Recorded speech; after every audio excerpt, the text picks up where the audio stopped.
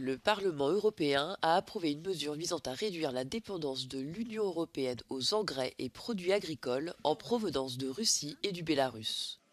Cette initiative poursuit un double objectif, d'une part priver Moscou d'une source majeure de financement de sa guerre en Ukraine et d'autre part renforcer l'autonomie stratégique de l'Union.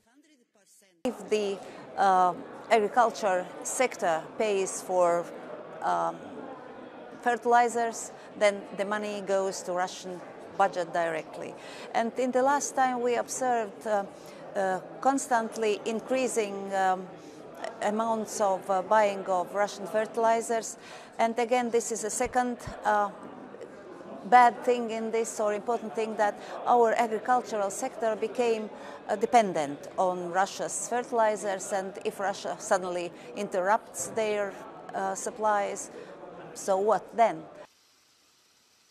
À partir du 1er juillet, les droits de douane sur les engrais russes passeront progressivement de 6,5% à près de 100% sur une période de 3 ans, sous réserve de l'approbation finale des ministres de l'Union européenne.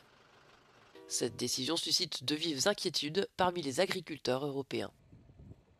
L'instauration des taxes sur les engrais russes va provoquer une inflation sur les engrais à l'intérieur de l'Union européenne, alors que par ailleurs, les agriculteurs européens, au niveau de la vente de leurs produits, sont confrontés plutôt à un marché mondial. Voilà.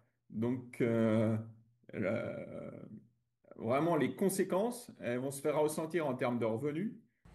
Il reste à voir si cette mesure relancera la contestation dans le monde agricole, déjà fortement mobilisé lors de vastes manifestations qui ont traversé l'Europe l'année dernière.